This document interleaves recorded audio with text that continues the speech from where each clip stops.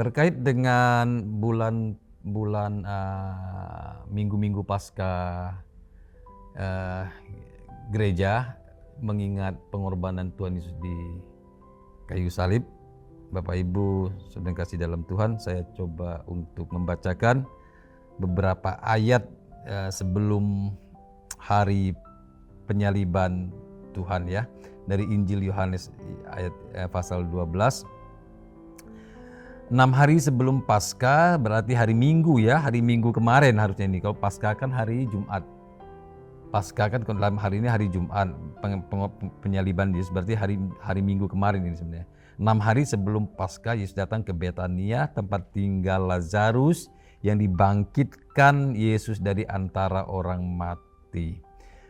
Saya loncat ke ayat yang ke-9 ya Bapak Ibu. Setelah Lazarus dibangkitkan dari antara orang mati, nah sekarang Tuhan Yesus datang kembali sebelum hari Paskah itu. Yesus sudah kembali berkunjung, mungkin sudah diinformasikan bahwa ada semacam ucapan syukur lah atau apa ya. Kan dikatakan di sana mereka menjamu dia makan ya, menjamu Yesus datang kembali di situ. Nah, adegan yang terjadi di situ adalah Marta melayani, Maria melayani, dan Maria mengambil setengah kati minyak narwastu yang mahal harganya, lalu meminyaki kaki Yesus dan menyekanya dengan rambutnya. Lalu saya loncat ke ayat yang ke-9 ya. Ayat ke-9, sejumlah besar orang Yahudi mendengar bahwa Yesus ada di sana, di tempatnya si Lazarus ini ya.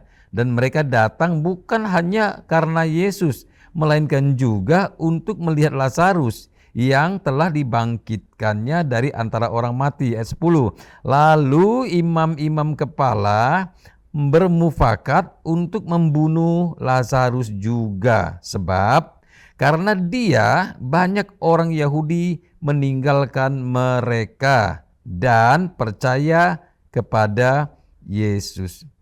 Yang mau ditekankan di sini adalah saudara-saudara, walaupun Lazarus mengalami kebangkitan, bahkan kalau kita golongkan sekarang mujizat yang luar biasa. Lalu apa efeknya? Efeknya Lazarus akan dibunuh, akan mengalami intimidasi dari imam-imam kepala. Wah, luar biasa ini saudara. Kalau zaman itu imam-imam kepala, ahli Taurat ini orang-orang yang sudah di level atas, dan dia ingin mengancam membunuh Lazarus.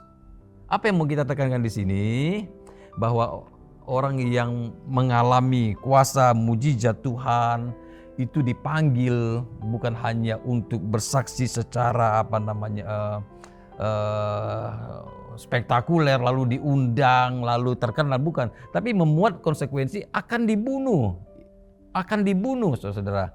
Nah, ini juga menunjukkan bahwa orang yang mengikut Tuhan, orang yang bersaksi dengan